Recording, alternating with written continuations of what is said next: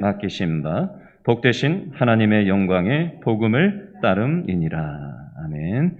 우리 김범률 전사님 나오셔서 복음으로 해석하는 율법이라는 제목으로 말씀 증거해 주시겠습니다.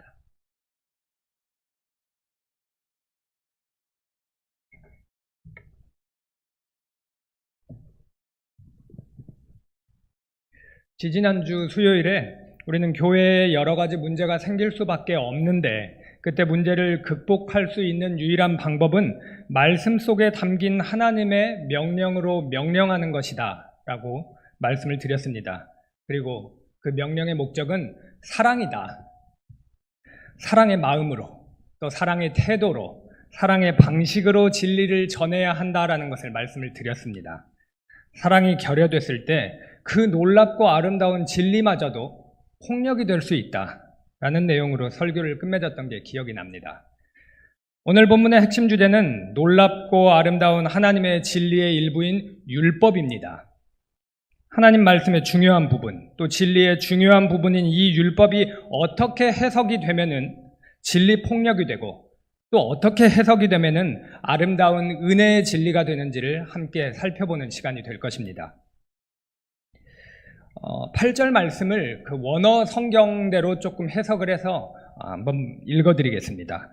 그러나 우리는 어떤 사람이 율법을 율법답게 사용하면 그것이 선하다는 것을 압니다. 율법이 있습니다. 율법은 이것은 해라, 이것은 하지 말라라는 하나님의 명령들입니다. 하나님은 선하십니다. 그리고 선하신 하나님께서 하신 말씀도 당연히 선합니다. 그리고 율법은 하나님의 말씀의 일부이기 때문에 율법이 지극히 선하다는 것은 아주 당연한 사실입니다. 근데 문제가 하나 있습니다. 이 율법을 해석하는 사람은 선하지가 않습니다.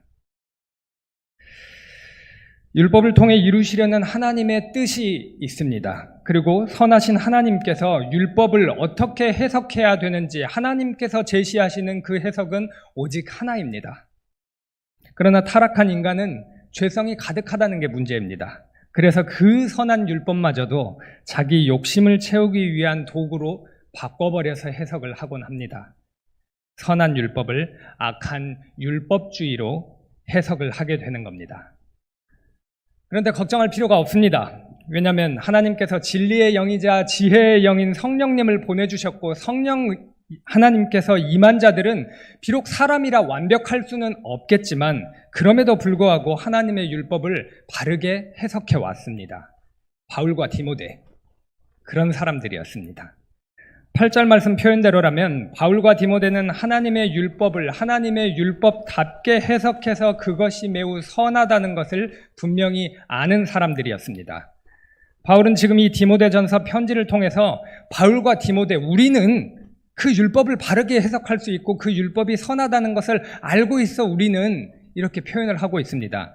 그러면 사실 이 편지에, 이 전에도 말씀드렸듯이 이 비싼 편지지에 우리가 알고 있는 내용 굳이 쓸 필요가 없습니다. 그럼에도 쓰는 이유는 이 편지는 둘만 읽는 게 아니라 에베소 교회 사람들, 교인들이 다 같이 함께 읽어야만 한 그런 편지였기 때문입니다. 함께 읽으면서 에베소 교회의 모든 교우들이 무엇이 율법의 바른 해석인지 알게 하려고 바울이 이렇게 의도하고 썼다는 것입니다. 오늘날도 마찬가지입니다.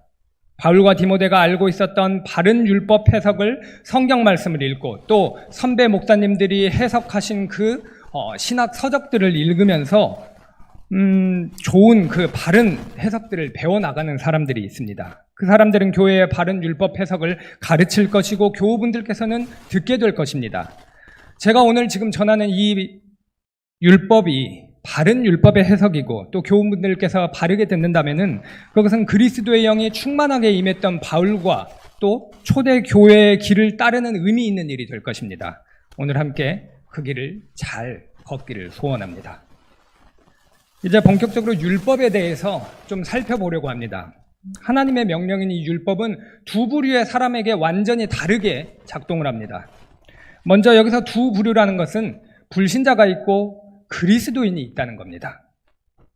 율법, 뭐 해라, 뭐뭐 하지 말라라는 이 율법의 내용, 메시지 자체는 변함이 없습니다. 그러나 그 똑같은 메시지가 불신자에게는 마음 안에서, 영혼 안에서 이렇게 작동하고, 그리고 그리스도인 마음, 영혼 안에서는 완전히 다르게 작동을 한다는 것입니다.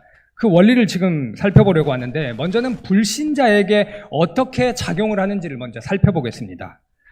복음서를 보면은 예수님께서 바리새인을 꾸짖는 이야기가 굉장히 많이 나옵니다. 우리는 바리새인들이 예수님한테 맨날 혼나기만 하니까 이 바리새인들이 별로 뭐 대단한 사람이 아닌 것만 같이 느껴집니다. 그러나 바리새인들은 당시 유대 사회에서 굉장히 많은 사람들의, 백성들의 지지를 받는 높은 종교 지도자들이었습니다. 다른 파당의 종교 지도자들, 그러니까 사두개파가 있었습니다. 근데 그 사두개파 사람들은 종교 지도자들이었는데 당시에 로마 세력들하고 결탁을 해가지고 타협을 했습니다. 그리고 하나님의 말씀, 율법을 무시하고 등한시하고 안 지켰습니다. 근데 이 바리새파는 전혀 그렇지 않았습니다. 하나님의 율법이 있으면은 거기에다가 다른 조문까지도 추가해가지고는 열심히 모든 열심을 가지고 지켰던 사람들이 이 바리새파입니다. 그러니까 그때 당시에 이스라엘 백성들이 바리새파는 달라. 종교 지도자 저 사두개파도 있고 다른 파도 있지만은 바리새파 지도자들은 정말 다르다라고 이렇게 평가를 내렸습니다. 오늘날로 말하면은 교단에서, 총회에서, 그리고 노회에서 큰 영향력을 행사할 수 있는 그런 위치와 자리에 계신 목사님들과 장로님들이 바로 이 바리새인과 같은 그런 위치에 있었다라고 볼 수 있는 것입니다. 근데 예수님께서 이 바리새인들을 독하게 꾸짖습니다. 듣고 있으면 너무 무서울 정도로 꾸짖으십니다. 뱀들아, 독사의 새끼들아, 사탄의 자식들아, 너희가 지옥행 판결을 피할 수 있을 것 같느냐? 하고 이렇게 매우 원색적으로 바리새인들을 비판을 하십니다. 이유가 간단합니다. 왜냐하면 그 바리새인들은 종교 지도자였지만 그럼에도 불구하고 불신자였습니다. 그리고 율법을 폭력적인 율법주의로 해석을 했고 많은 사람들을 죽음의 길로 인도했기 때문에 예수님께서 그렇게도 강력하게 꾸짖으셨던 것입니다. 바리새인들은 율법을, 이 하나님의 명령을 구원 얻는 수단으로 생각을 했습니다. 그래서 율법에다가 원래는 없었던 조문까지도 덕지 붙여가지고 철저하게 지켰고, 그렇게 지키지 못하는 사람들 정죄하고, 또 그렇게 잘 지키는 것은 순전히 자기의 힘으로 잘 지키는 것이다라고 생각을 했습니다. 실제로 바리새인들은 정말로 하나님의 명령 같은 것들을 정말로 잘 지켰습니다. 엄청나게 잘 지켰습니다. 외적으로는 굉장히 잘 지켰습니다. 이것을 오늘날의 언어로 표현을 하자면은 새벽 기도의 출석률 탑 10, 11조 액수 탑 10, 봉사시간 탑 10을 놓치지 않았다는 것을 얘기합니다. 근데 이게 나쁜 게 아니죠. 이거 좋은 겁니다. 근데 문제는 행위가 아니라 그 사람의 마음의 중심에 뭐가 있는지가 중요한 건데, 그 마음의 중심에 잘못된 것이 있었다는 것이 문제입니다. 바리새인, 자기가 잘나서 이 모든 것들을, 하나님의 율법을 자기 힘으로 자기가 잘나서 지킨다고 생각을 했습니다. 물론 말은 그렇게 안 할 수도 있습니다. 누군가에게 말을 할 때는 오늘날 하나님이 하셨죠 라고 말은 할 수 있습니다. 그러나 그 말과는 달리 마음속에는 내가 했습니다, 내가 했어 라는 깊은 교만이 깔려 있을 수도 있습니다. 그래서 자신은 의로운 일을 하고 있는데 그렇지 못한 타인을 발견하게 되면은 그러한 사람들에게 자기가 신이 돼버립니다. 그리고 그 사람들을 조종하려고 합니다. 왜 신앙생활 그렇게밖에 못해? 그렇게 하는 거 아니야? 이렇게 저렇게 라는 마음을 가지는데, 문제는 사랑의 마음이 없다는 겁니다. 자신이 신이 되어서 그 다른 사람을 조종하려 만드는 그런 것들이 문제가 된다는 것입니다. 또한 자신의 모든 것들을 사람에게 인정받기를 원합니다. 내가 교회를 위해 이런 것들을 했어, 저런 것들을 했어. 내 공로를 상대방이 인정해 주기를 굉장히 원합니다. 설령 사람이 몰라주더라도 사실 하나님만 알아주시면 되는 거 아니겠습니까? 사실 율법이 불신자에게 가져다주는 유익은 딱 하나가 있습니다. 그 유익은 이런 겁니다. 하나님께서 율법을 사람의 양심에다가 새겨주셨습니다. 그래서 사람이 불신자든 간에 아니면은 예수 믿는 사람이든 간에 뭔가 나쁜 짓을 하면은 마음속에 찔림이 있습니다. 엄청 찔립니다. 이걸 우리는 양심의 가책이라고 부릅니다. 그런데 요즘 사회를 보면은 양심의 가책이라고는 조금도 느끼지를 못한다는 사이코패스, 이런 사람들이 많이 등장한다는 것을 뉴스를 통해 볼 수 있습니다. 사회가 얼마나 더 악해지는지를 알 수 있는 것입니다. 어쨌든 일반적인 정상적인 사람이라면은 잘못을 하고 뭔가 나쁜 짓을 하면은 양심이 찔리기 마련입니다. 그리고 우리는 양심을 찔리게 하는 어떤 죄들을 하지 말아야 한다는 어떤 그런 법 조문들을 만들어 놓은 법 체계, 사법 체계가 있습니다. 모든 국가들은 이런 거는 우리의 양심 찔리는 일들이니까 하면 안 된다 하는 이런 법 질서 같은 것들을 만들어 놨습니다. 이것도 하나님께서 그 양심에 이 율법이라는 것들을 새겨 주셨기 때문에 가능한 일입니다. 근데 만약에 한번 상상을 해보겠습니다. 양심에 새겨진 이 율법과 법 체제가 만약에 없어진다면 어떨까요? 날마다 칼부림이 일어나고 총소리가 이곳저곳에서 끊이지 않을 것입니다. 여기도 우크라이나 전쟁터와 같이 바로 변할 것입니다. 어쩌면은 이미 세상이 전쟁 때문에 인류가 다 멸망했을지도 모릅니다. 그러나 선하신 하나님께서 율법이라는 것을 믿는 사람이든 믿지 않는 사람이든 간에 양심에 새겨주셨기 때문에 양심의 가책을 느끼고 법을 따르면서 살아갈 수가 있습니다. 하나님께서 죄를 억제해 주시는 것을 이 율법이라는 것을 통해서 베풀어 주고 계시는 것입니다. 그렇다면 그리스도인에게 이제 율법은 어떻게 작용할까를 살펴볼 필요가 있습니다. 일단 진정으로 예수 그리스도의 복음을 믿는 자는 율법을 복음으로 해석합니다. 율법을 율법답게 바르게 해석을 합니다. 구체적으로 이런 의미를 이야기하는 것입니다. 율법이 있습니다. 이것은 내 마음과 뜻과 힘 모든 것을 다하여서 내 하나님을 사랑하고 또 이웃을 내 몸과 같이 사랑하라라는 것이 율법의 가장 큰 정신입니다. 그러면 이 말을 들으면은 그리스도인은 이렇게 생각합니다. 내가 이것을 내 힘으로 지킬 수 있다라는 그런 자신감이 들지가 않습니다. 오히려 나 같은 죄인이 어떻게 이러한 율법을 완전하게 지킬 수 있어? 못 지키는데. 근데 하나님께서 죄의 삭은 사망이라고 했는데 나 그러면 어떡하지? 하고 절망의 자리로 처음에는 갑니다. 그러다가 내가 여기서 어떻게 벗어날 수 있을까를 생각하게 되고 성경 속에 있는 예수 그리스도를 만나게 됩니다. 그래서 그분이 죄 문제를 유일하게 해결해 주시고 율법도 죄인들 대신해서 다 이루신 분이라는 걸 알게 되고 그것을 깨닫게 될 때 감사가 넘치는 겁니다. 그래서 나로서는 할 수 없는 것을 해주신 그 예수 그리스도 안에서 하나님 자녀가 되는 것, 이것이 복음이죠. 근데 여기서 그냥 멈추지 않습니다. 더 나아가서 감사와 기쁨을 가지고 다시 하나님의 말씀인 율법을 주야로 묵상을 하면서 생각을 합니다. 예수님 믿기 전에 내가 선한 행동도 했었는데 실제 그렇죠. 예수님 안 믿는 사람들이라고 해서 선한 행동 안 하는 건 아니잖아요. 예수님 믿지 않는 사람들 중에서도 자선 행사 같은 거 하고 선한 일 하는 사람 많이 있습니다. 그런데 그리스도인은 뭐가 다르냐? 그게 하나님께서 선한 양심에다가 율법을 주셨기 때문에 내가 내 힘으로 하는 게 아니라 그것마저도 하나님께서 나에게 선물로 주셨기 때문에 그 힘 가지고 선하게 행동할 수 있었구나라는 것을 깨닫습니다. 그리고 나아가서 예수님 믿은 후로 하나님을 예배하는 자리로 이렇게 나아오고 또 하나님의 말씀 읽고 기도하고 교회 봉사를 하는 것, 헌금 생활하고 하나님 사랑하고 구제와 선교를 통해서 또 이웃들을 사랑하는 마음을 표현하는 이 모든 것이 내가 훌륭해서가 아니라 나는 죽고 내 안에 예수 그리스도께서 사시기 때문에 내 안에 사시는 예수 그리스도가 날로 커져가기 때문에 이 모든 것을 할 수 있다라는 그 사실이 깨달아집니다.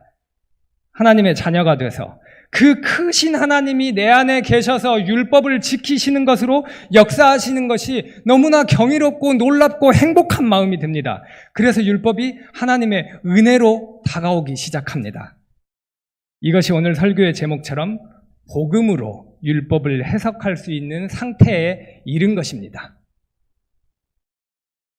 율법을 폭력적으로 율법주의로 해석하는 것과 또 은혜의 복음으로 해석하는 것이 얼마나 다른지를 이렇게 구별하고 분별을 하였으니까 지금부터는 본문 9절 10절 말씀이 말하고 있는 이 14개에 달하는 구체적인 율법들을 무슨 뜻인지를 하나하나 살펴보려고 합니다.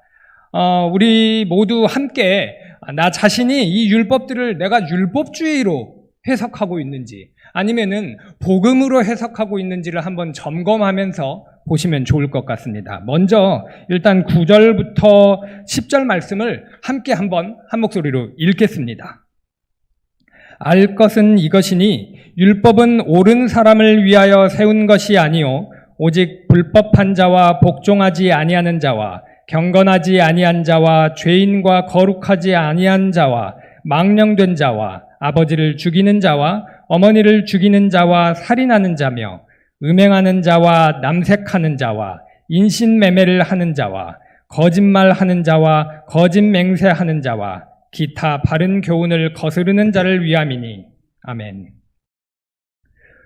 첫 번째로는 무법한 자가 되지 말라라고 이렇게 명령, 율법을 주시고 있습니다. 근데 이 무법한 자가 뭔가, 이 무법한이라는 단어가 무슨 뜻인가를 살펴보면은 고린도 전서 9장 21절하고 로마서 1장 28절을 보면은 이런 이 무법한이라는 것이 하나님을 마음에 두지 않는 사람들을 이렇게 무법한이라고 표현을 하고 있습니다. 마음에 하나님이 없는 겁니다.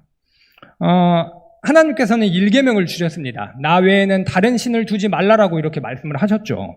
근데 무법한 자들의 마음에는 하나님이 없고 그 자리를 다른 신들, 즉 우상이 대체하고 있습니다.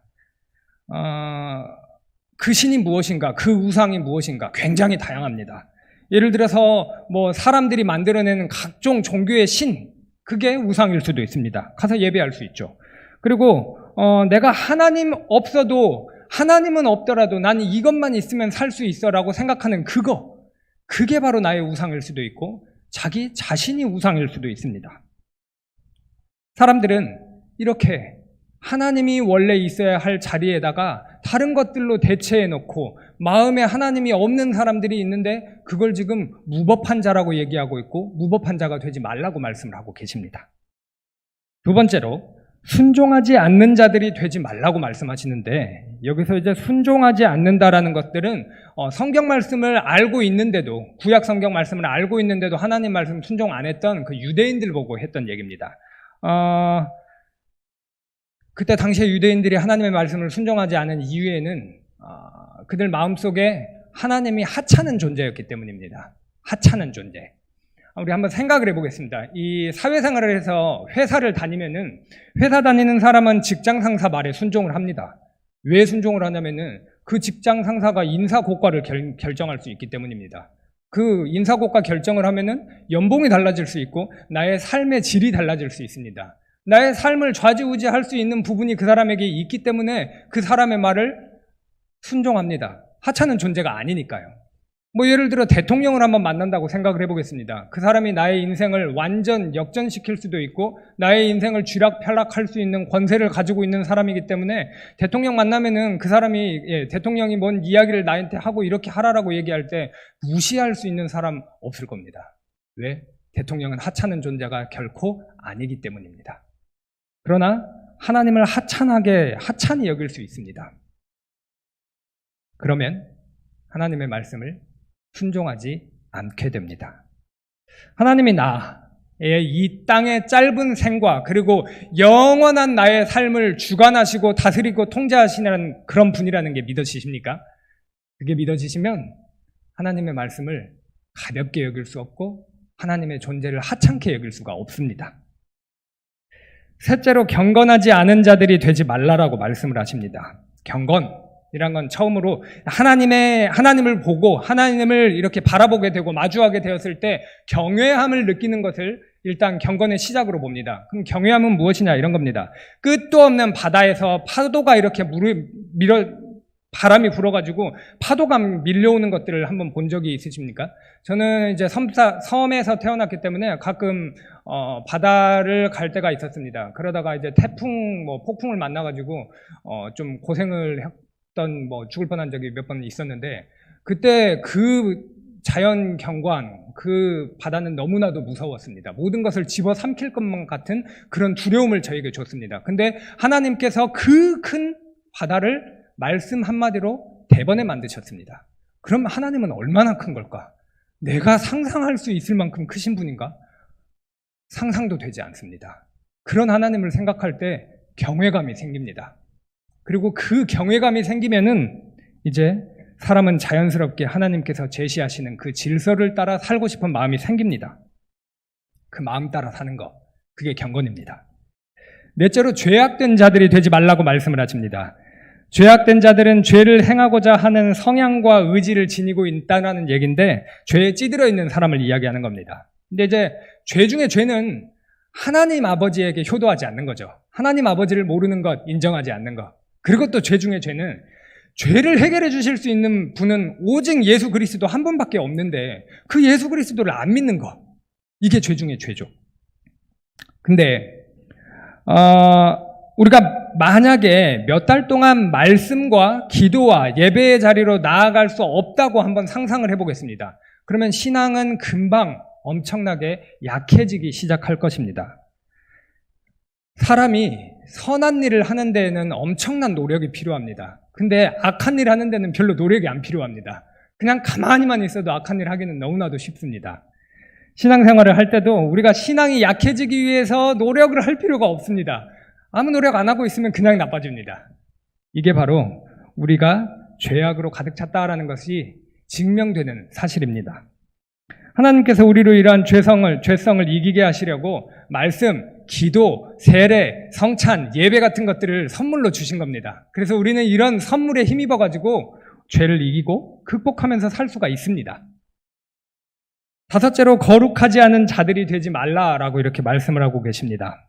거룩하지 않은 것은 세속적인 것에 과도하게 집착하는 겁니다. 아니, 세속적인 게 무조건 나쁘다는 건 아닙니다. 우리 먹고 살기 위해서 우리의 필요를 아시는 분이시기 때문에 하나님께서 사람을 만들기 전에 사람이 살기 위해 필요한 모든 것들을 자연, 만물, 그리고 물질들을 만들어 주셨습니다.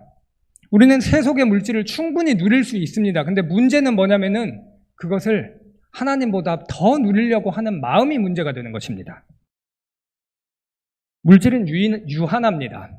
그 유한한 게 내 마음속에 들어와가지고 완전한 만족을 줄 수가 없습니다. 완전한 만족은 완전하게 크시고 무한하게 크신 하나님의 사랑을 내가 입었을 때 그때만이 충족이 될 수 있는 것입니다. 그런데 그럼에도 불구하고 자꾸 이 조그만한 물질에만 매몰되는 것, 그것이 바로 미련한 것입니다. 하나님을 놓치니까요. 그리고 이런 미련함이 바로 거룩하지 않음이라고 말씀하고 계십니다. 여섯 번째입니다. 망령된 자들이 되지 말라라고 말씀하고 계십니다. 여기서 이 망령된이라는 것은 문지방을 넘다라는 뜻인데 한마디로 도가 지나쳤다. 좀 선을 넘었다. 이런 것을 표현을 하는 겁니다. 뭘 두고 이제 망령된 사람이라고 했냐면은 이 히브리서 12장 6절 말씀을 보면은 망령된 자의 대표격으로 누가 나오냐면 에서입니다. 에서. 에서가 누구신지 다 아실 거라고 믿습니다. 장자권. 팥죽 하나에 넘겨버렸던 그 에서. 그 에서를 가장 망령된 자라고 이렇게 성경이 표현하고 있는데 도가 넘었기 때문입니다. 사람이 죄를 지을 수 있죠. 근데 이 에서는 도가 지나친 거예요. 그 귀한 하나님의 선물을 팥죽 한 그릇에 넘겨버리는 도가 지나친 잘못을 했기 때문에 성경은 이를 두고 에서를 두고 망령되었다라고 표현을 하고 있습니다. 일곱째로 아버지와 어머니를 죽이는 자들이 되지 말라라고 얘기하는데 사자성어 중에 음수사원이라는 어떤 사자성어가 있어요. 물을 마실 때 그 물의 근원이 어디인가를 생각을 해보라는 그런 사자성어입니다. 그러면 사람의 근본적인 근원이라는 건 하나님이시죠. 하나님이 만드셨지만 하나님께서 사람이 사람을 낳을 수 있게 이렇게 만드셨습니다. 그래서 사람의 1차적인 근원은 부모님입니다. 부모님께 효도를 해야 됩니다. 부모님을 죽이는 뭐 어떤 요즘 존속살인죄를 저지르는 사람들도 간혹 뉴스에 나옵니다. 근데 그 정도가 아닐지라고 뭐 그런 나는 부모님을 칼 가지고 살해하지 않았어 한다고 해서 부모님을 아예 해하지 않았다, 살해하지 않았다, 완전히 살해하지 않았다라고 말을 할 수가 없습니다. 왜냐하면 말로, 행동으로 부모님의 마음에 비수를 꼽는 자녀들이 얼마나 많습니까? 저도 찔림이 있습니다. 이런 것도 넓은 의미에서 부모를 죽이는 것입니다. 사람은 자신의 1차적인 근원인 부모를 공경해야 합니다. 여덟째로 살인하는 자들이 되지 말라라고 말씀을 하십니다. 창세기 9장 6절 말씀에 따르면 사람은 하나님의 형상대로 지어졌습니다. 그래서 서로가 서로의 생명을 절대로 해하면 안 된다라고 말씀을 하고 계십니다. 근데 꼭 생명에 위해를 가하지 않다고 하더라도 이런 게입니다. 건강한 신체와 건강한 정신을 갖지 못하도록, 유지하지 못하도록 어떤 과도한 업무를 준다던가 과도한 스트레스를 준다면은 그것도 넓은 의미에서는 생명을 해치는 것이 됩니다.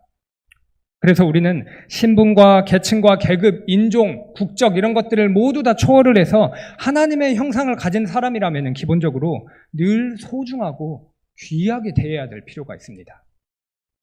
아홉째로 음행하는 자들이 되지 말라고 말씀하고 있습니다. 음행은 너무나 잘 아는 것이죠. 근데 이거 원어를 살펴보면은 원래는 뭔 얘기를 하는 거냐면 어떤 욕구를 충족하려고 자신의 몸을 타인에게 파는 남창들을 두고 이 음행이라고 얘기를 했습니다. 그러나 저 넓혀가지고 생각을 할 수 있습니다.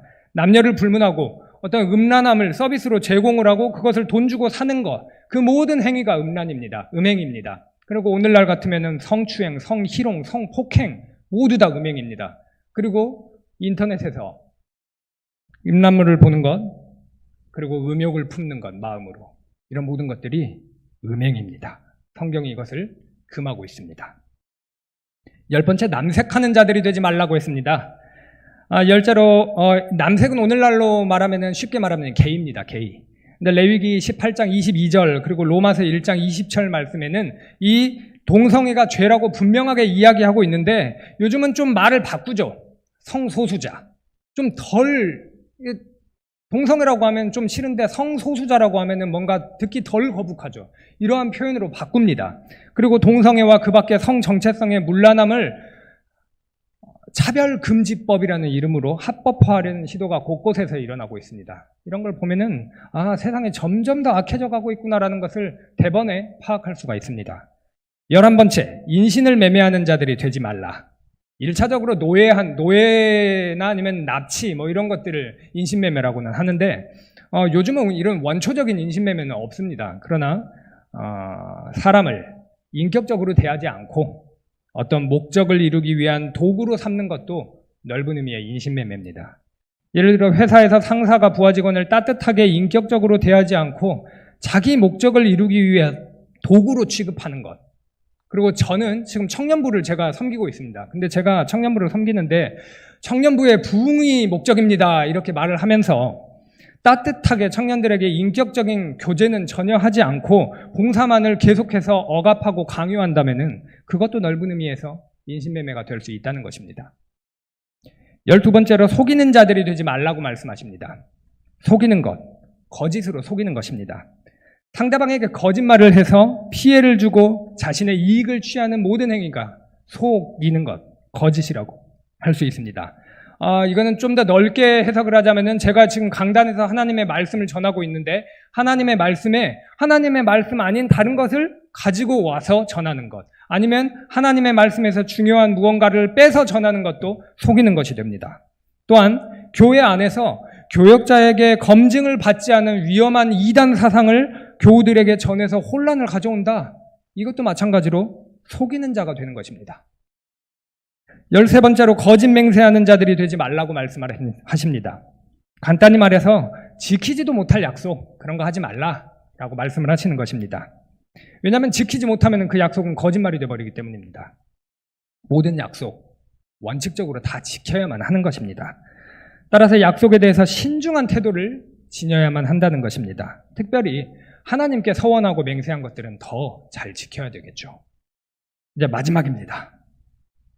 건전한 교훈을 거스르는 자들이 되지 말라라고 말씀을 하고 계시는데 건전한 교훈이다라는 것은 하나님의 모든 명령, 율법 전체를 다 얘기하는 겁니다. 그러니까 율법이 선하신 하나님의 선하신 명령이니까 그 어떤 것 하나라도 거스르지 않고 지켜야 한다는 것입니다. 지금까지 14개에 달하는 긴 율법의 목록들을 하나하나 풀어서 설명을 해드렸습니다. 지금부터는 이제 이 말씀을 내 영혼에다가 적용하는 시간을 한번 갖도록 해보겠습니다. 내 자신이 이 율법들을 어떻게 해석을 하고 있는지를 점검할 수 있는 시간이 될 것입니다. 이 율법 조항 14개를 하나하나 들었는데 난 하나하나 너무나도 잘 지키고 있는 것 같아서 뿌듯하고 자랑스러우셨나요? 혹시 내 힘으로 너무나도 잘 지키고 있다는 생각이 드셨나요? 그리고 하나하나 설명할 때마다 그거 안 지키는 그 김집사, 이집사 박 집사가 막 떠올랐나요? 만약에 그런 마음이 내 안에서 지배적이었다. 그건 불신자의 방식으로 율법을 폭력적으로 율법주의로 해석하신 것입니다. 우리는 율법주의를 벗어나서 하나님의 은혜의 자리로 나아가야 합니다. 근데 은혜의 자리로 나아가기 전에 우리가 하나 또 점검해야 될 또 다른 극단, 율법에 대한 잘못된 해석 하나가 있습니다. 이거는 은혜인 것 같은데 결국은 은혜가 아닌 것입니다. 구원파의 교리이기도 합니다. 14개의 율법들을 살펴보면서 이렇게 해석을 한 겁니다. 아니, 선하신 예수 그리스도께서 율법을 죄인 대신 다 이루셨는데, 예수님 성품, 그리고 예수님께서 구원하기 위해서 이루신 일들, 그거 믿고 그거 의지만 하면 되지. 뭐 율법 지켰는지 안 지켰는지 그거 점검하고 그런 거는 나쁜 거야. 예수님이 다 이루셨는데 라고 생각하시는 것.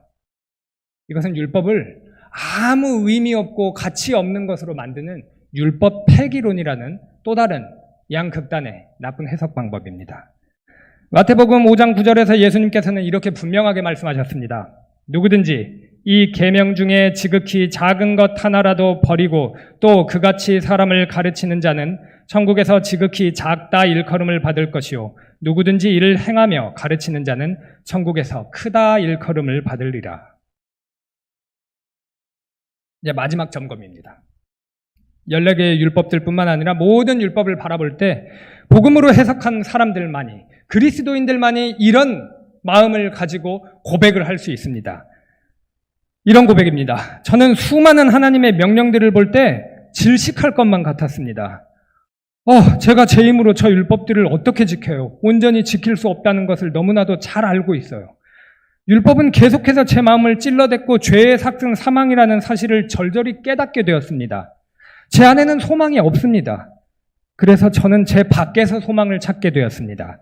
하나님은 성경을 통해서 말씀을 해주셨습니다. 제 밖에서 저와 같은 무수한 죄인들의 구원을 위해 대신 하나님의 명령을 모두 순종하고 대신 죄의 삭을 받으신 예수 그리스도를 바라보고 믿고 의지하라고 말씀하셨습니다. 이 말씀과 함께 성령 하나님께서 제 안에 임하셨습니다. 그래서 제 밖에 있던 소망이 제 안으로 역사하게 되었습니다.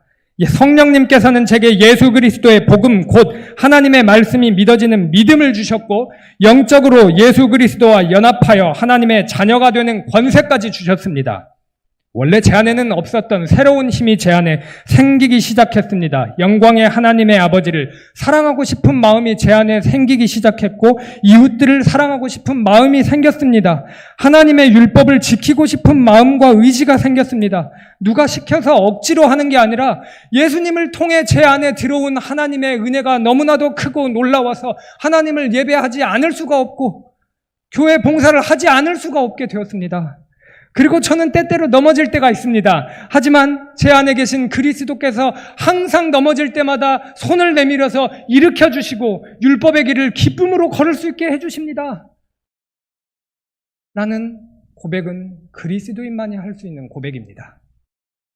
이 고백이 너무나도 사랑스럽고 자랑스럽고 영광스럽습니다. 11절 말씀 표현대로 복되신 하나님의 영광의 복음이 맡겨진 사람은 율법에 대해서 다음과 방금같이 이렇게 고백을 다 했습니다. 바울, 디모데 모두 다 이런 고백을 했습니다. 수많은 에베소 교회의 교인들도 그랬습니다. 이런 고백을 했습니다. 말씀을 준비하며 저는 제게 묻습니다. 복되신 하나님의 영광의 복음이 나에게 맡겨졌는가? 나는 영광의 복음으로 율법을 해석하고 있는가? 수없이 되뇌이며 물으면서 설교문을 작성했습니다. 한 사람이 죄라는 옷을 입고 사망의 길을 뚜벅뚜벅 걷고 있습니다. 그 사람의 옷을 벗기고 생명의 길을 걷게 하기 위해 바람과 태양이 나와서 내기를 했습니다. 바람은 나타나자마자 기고만장해서 자신이 이길 수 있다라고 호언장담했습니다. 뒤질세라 바람은 먼저 그 사람에게 바람을 불었습니다. 그 사람은 옷을 꽉 잡고 앞으로 계속해서 걸어갔습니다. 그러자 바람은 더욱 거세게 휘몰아치는 바람을 불었습니다. 그 사람은 거센 바람 소리에 귀를 딱 막고 옷을 더 꽉 부여잡고 계속해서 앞으로 뚜벅뚜벅 걸어나갔습니다. 이제 태양의 차례가 됐습니다. 태양은 조용히 온유하게 하지만 강렬한 빛을 비추었습니다. 시간이 흘렀습니다. 그 사람의 얼굴과 온몸은 땀으로 흥건해졌습니다. 옷은 완전히 땀에 젖어버렸습니다. 더욱 시간이 흘렀습니다. 결국 그 사람은 땀에 찌든 죄의 옷을 벗어서 던져버렸습니다. 그리고는 따스한 햇살로 옷 입고 태양을 따라 생명의 길을 걷게 되었다는 그런 이야기입니다. 율법주의는 바람같이 거센 목소리로 왜 나처럼 신앙생활 못하는 거야? 나도 고생했으니 너도 한번 고생해봐라 라는 식으로 다그치고 성내고 강요합니다. 하지만 듣는 사람은 도리어 귀를 막고 죄를 더욱더 부둥켜 안습니다. 그 길의 끝은 필경 사망입니다. 하지만 복음으로 해석된 율법은 온유하지만 그 무엇보다 강력한 예수 그리스도의 복음을 비춥니다. 내가 너를 위해 다 이루었다 라고 장엄하게 선포하는 복음적 율법을 비춥니다. 그것을 본 사람은 그리스도의 의로 옷 입고 그리스도를 따라 율법의 길을 기쁨으로 걷습니다. 그 길의 끝은 필경 영생입니다. 복음으로 해석된 율법에 따라 그리스도께서 걸으셨던 그 길을 따라 걸으면서 천성을 향해 나아가는 길신교회 공동체가 되기를 간절히 소망합니다. 하나님 아버지 감사합니다. 복음으로 해석되는 율법이 무엇인지 저희에게 알려주시니 정말로 감사합니다. 주님, 복음으로 해석되는 율법이 우리 모두에게 임하여져서 우리가 기쁨으로 예수 그리스도께서 내 안에 사신다는 것을 충만하게 느끼면서 감사함으로 율법의 길을 걸을 수 있도록 은혜를 날마다 베풀어 주시기를